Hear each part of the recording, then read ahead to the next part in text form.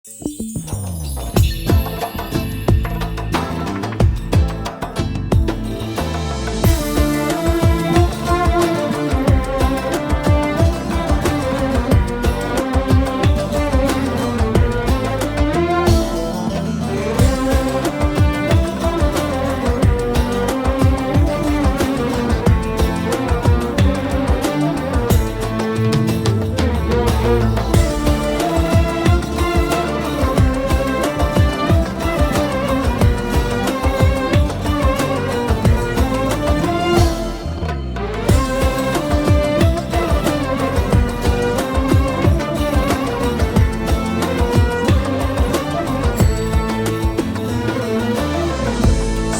nedir bilmeyene, sevilip de sevmeyene.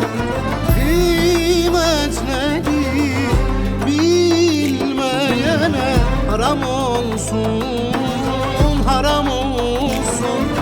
Kıymet nedir bilmeyene, haram olsun, haram olsun. Haram, haram, haram.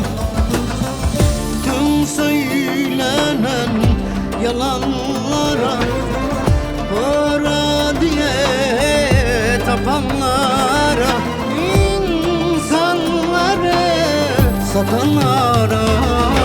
Haram, haram, haram olsun bu dünya. Haram, haram, haram, haram olsun bu dünya. Haram, haram, haram, haram, zehir olsun bu dünya.